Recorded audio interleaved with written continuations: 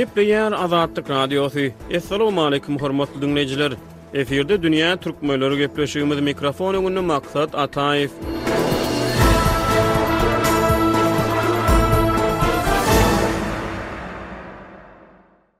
Dünýä türkmenläriniň nobatdaky sany rus diliniň Türkmenistanaky ähmiýeti barada gurrungy dowam edýär. Bu tema boýunça taýýarlanan gepleşikler tapgyrynyň 1-nji we 2-nji bölümlerini Azatlyk Radiosynyň web sahypasyna dinläp ýa-da okap bilersiňiz.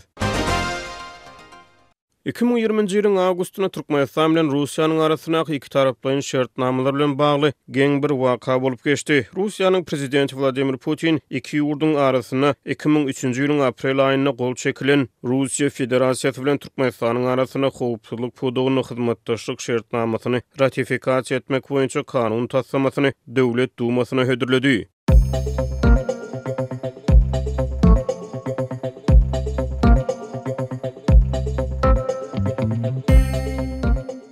Bu şertnama 2003-nji ýylyň 10-njy aprelinde Türkmenistanyň şol wagtky prezidenti Saparmurat Niyazow bilen Rus prezidenti Vladimir Putiniň arasyna gol çekilipdi. Aradan geçen 17 ýylyň dowamyny Rus parlamenti bu iki taraplaryň şertnamany tasdiklamandyr. Türkmen parlamenti bu howpsuzlyk şertnamasyny ratifikasiýa etdimi ýa-da etmedimi belli däl. Sebäbi Türkmen mejlisi halkara resmi namlary jemgyýetçiligi açmaýar. Döwlet Dumasynyň web sahypasyna görä bu ulalaşyk kollektiwliň howpsuzlygy güýçlendirmek şeýle-de Birleşen Milletler Guramasynyň rahatçılık misiýasyny putulandyrmak hem de şertnamanyň taraplarynyň bähbetlerine täsir edýän sebitdäki konfliktler we beýleki krizis ýagdaýlaryny çözmek maksady bilen döwletleriň daşary siýasatyny unutgoşdurmagy gödeňine tutýar. Bulardan başga da ulalaşykda halkara terrorçylygyna garşy görüşmegiň çägine terrorçy we ekstremist guramalaryň işini basyp ýatyrmak üçin ýatyarly bölümleriň iki taraplaryny we köp taraplaryny hyzmatdaşlygynyň mexanizmini döretmek gödeňine tutuldy. Galy berse de şertnama laýyklykda taraplar öz territoriýalarynyň beýleki tarapyň howpsuzlygyna ziýan ýetirilmegi üçin peýdalanylmagyna ýol bermeýärler.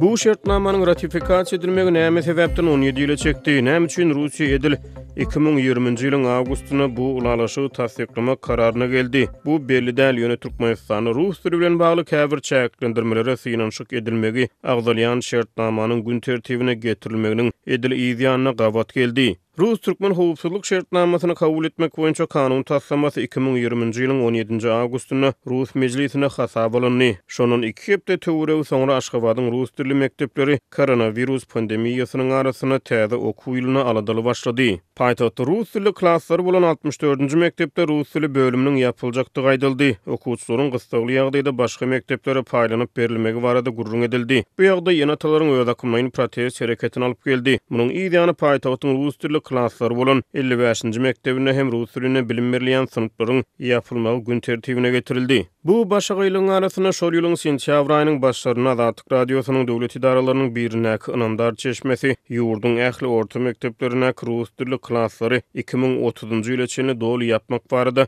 hökümet derejesine maslahat edilýänligini habar berdi. Munyň ýa-da Russiýanyň Aşgabatdaky elçihanasy rus dilli klasslar boýunça Türkmenistanyň daşary işler ministrliginden düşündiriş soranlygyny ma'lum etdi. Bu maglumat 15-nji sentýabrda elçihananyň resmi web sahypasyna çap edildi. Munyň ýa-da Türkmen hökümetine ýakynlygy bilen tanalýan Orient neşri Russiýa Federasiýasynyň daşary işler ministrligi alada galmasyn Türkmenistany rus dili söýülýär diýen at bilen makala çap etdi. We beýleki daşary ýurt dilleri bilen bir hatarda ýurtda rus diliniň hem öwrenilýänligini, rus diline gazet jurnalaryň çap edilýänligini, ýurdun merkezi gazetleriniň biriniň diňe rus diline çap edilýänligini, Aşgabatda Pushkin adyna Türkmen Rus birlikdäki mektebiniň hereket edýänligini aýtdy. Şeýle-de neşir Aşgabatyň Pushkin adynaky döwlet drama teatrynyň sahna oýunlarynyň ýylyçyny meşhurlyk gazananyny aýtdy. Ýöne bu makalanyň linki häzir işlemeýär. Makalany açmakçy bolsaň, ekranyna beýle sahypa tapylmady diýilen ýazgy peýda bolýar. Bu wakalaryň ýa-da Döwlet Dumasy 21-nji oktýabrda Russiýa bilen Türkmenistan arada gol çekilen 17 ýyllyk howpsuzlyk şertnamasyny ratifikatsiýa etdi. Edil şol gün häzir merhum bolan Russiýaly kanun çykarjy, özüniň milletparast çykyşlary bilen tanalan Vladimir Zhirinovskiy rus diliniň Türkmenistanaky ahwalyny alada beýan etdi. Русские артисты стоят и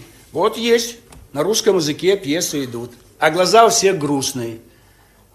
Пьесы на русском языке, но туркменские авторы. Rus artistleri dur. Rus diline piyesalar hem bar. Ýöne ählisiniň gözleri gamly. Piyesalar rus diline. Yönü avtorları türkmen. Bizde İsnegorçka ya da Alisa Gözel var. O yerde başka atlar var ve bir divinden mangda batmayar.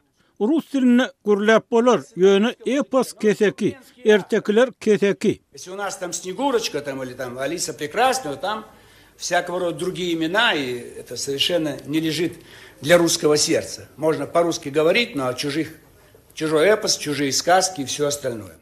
Deyip Jirinovski şonu deputatları yüzlenni. Ol Rusiýanyň Türkmenistanaky elçisiniň hatyna salgylanyp Türkmenistana Rus mektepleriniň ýapylýanyny baradak habarlary ret etdi we Türkmenistan boýunça 71 sany orta mektepde rus dili klasslaryň hereket edýändigini aýtdy. Bu maglumat Türkmenistanyň halk maslahatynyň başy Gurbanuly Berdimuhammedowyň 2022-nji ýylyň noýabr aýynda Russiýanyň Federasiýa Geňeşinden çykyşyna Türkmenistana onlarça rus dili mektepleriň hereket edýändigi barada aýdan sözlerini bu çykyşdan 2 ýyl öň tasdiklady. Elbetde Russiýa bilen Türkmenistan arada 17 ýyl ozal gol çekilen iki tarapaýyň howpsuzlyk şertnamasynyň Russiýada 2020-nji ýylyň awgustyna gün tertibine getirilmegi bilen munyň ideýany sentýabrda Türkmenistana rus dili mektepleriň ýapylmagy barada maslahatlaşmalaryň geçirilmeginiň arasyna hiç ýyl ara baglanyşyk bolmany biler. Ýöne bu wakalar bir-biriniň ideýanyna gawat geldi. Şeýlelikde Türkmenistana rus dili klasslar boýunça gozalan gep gurrun biraz ýatışdy. Ýöne aradan bir näçe wagt soňra 2021-nji ýylyň noýabryna Azatlyk radiosynyň habarçylary Türkmenistanyň käbir çağalar baglaryna çağalary rus diline multfilm görkezmegin gadagyny edilýändigini habar berdiler.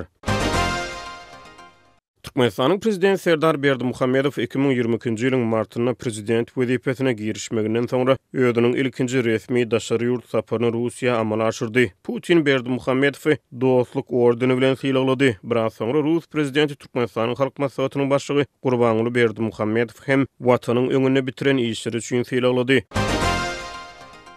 Russiýa, Rus siýasaty, Rus howpsuzlygy, Rus dili we Rus medeniýeti türkmen halkynyň arasyna henizem özüniň täsir güýjüni saklap galýar. Azatlyk radiosynyň habarçylary Türkmenistana ilatyň agromly böleginiň Rus telewizion kanallaryna tomaş edýändigini habar berýär. Ýöne Rus mediýasy halkara maglumat geňişligini barha köp özüniň tarap goýlugy bilen adalýar. Finçler Rus mediýasyna dünýä arenasyna bolup geçen wakalary bir taraply çemeleşilýändigini, tarap tutulýanyny aýdýarlar. Türkmenleriň arasyna Rus mediýasynyň has köp sarf edilmegi, Azatlyk radiosynyň habarçylarynyň öwrenen meýillerine görä ilat arasyna Rus meýilli garaýşlaryň meşgurluk gazanmagyny alyp gelýär. Rus meýilli garaýşlar türkmenleriň halkara arenasyna wakalary rusça çemeleşmegine, Rus mediýasynyň hödürleýän pikirleniş galypynyň meşgurluk gazanmagyna getirýär. Türkmenistanyň döwlet mediýasy halkara arenasyna bolup geçen wakalar barada habar bermeýär. Şol bir wagtda garaşsyz maglumat çeşmelerini petikli saklaýar. Şeýlelikde ilat ýeketäk howpsuz halaskar hökmüni Rus mediýasynyň boýnundan asylmaly bolýar. Rus mediýasyna efire berilýän gepleşikler, Solovyowyň sözleri, Simonýanyň çykyşlary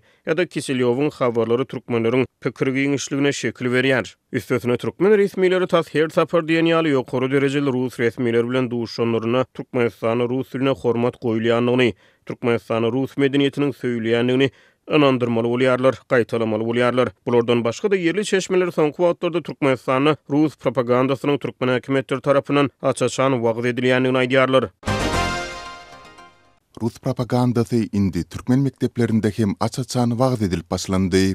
Diýip bir ýerli synçy gurrun berýär. Ol muňa mysal edip Daşowy şäherindäki mektepleriň Rus klasslarynyň birinde bolan bir wakany gurrun berdi. Mektep okuwçylary din jalysy çykmazdan öň bir sınıf ýol başçysy Rus klaslarynda okuyan ýokary sınıfyň okuwçylaryna Russiýanyň Rossiya 24 kanalynda efire berilýän gepleşikleri, hususan da Rus propagandaçysy Nikita Mikhalkowyň Bisagon şeytany kowmak gepleşigine tomaşa etmege hem maslahat beripdir. Türkmen telewizionyasynda gyzykly gepleşikler efire berilmän soň ene atalar hem garşy çykyp durmaýar. Diýip ýerli synçy gurrun berdi. Onun sözlerine göre şäheriň Rus klasslaryny okuyan ýaşlaryň agromly bölegi 90-95 götürmi türkmen ýa-da özbek maşgalalarynyň çağılary bolup olaryň arasyna Rus meýilli terbiýeçilik işleri geçirilýär. 10-njy 11-nji sınıflaryň dünýä taryhy dersi boýunça iň täze taryh böleginde 2008-nji ýylda Gruziýada bolan Rus agressiv urusy hakynda aýdylmaýar. Ýöne Ukrainada bolup geçen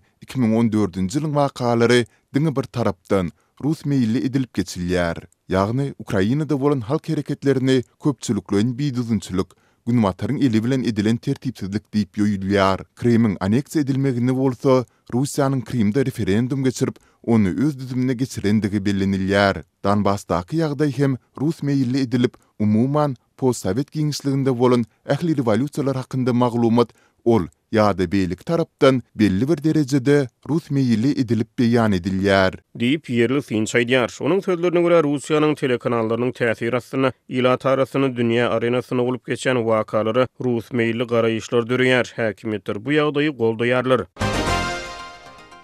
Şeýlelikde Türkmenistana bir tarapdan türkmen dili sosial media ulanjylarynyň arasyna gepleşige rus dilini garmazlyk arasynda türkmen diline gürlemek ýaly çağırışlar peýda bolýar. Beýleki tarapdan geçen gepleşigimizde hem belleýişimiz ýaly ýokary wezipeli adamlar öz çağılaryny rus klasslara ýazdyrmagy ýykyn edýärler. Şeýlede bir tarapdan Türkmenistanyň bilim edaralaryna garaşylyk ýyllaryna rus dili sapaklarynyň sany hepdede 6 sagatdan 2 ýa-da 3 sagata düşürilipdir. Beýleki tarapdan rus klasslaryna rus meýilli wagty işleri ýaýbanlanýar. Häkimetler bir tarapdan rus dili klasslar yapmak boýunça synanyş edýär. Beýleki tarapdan ýurtda rus diline bilim berýän 10 mektebiň hereket edýänligi barada döwlet ýolbaşçylary tarapyndan buýsanyş bilen gurrun edilýär.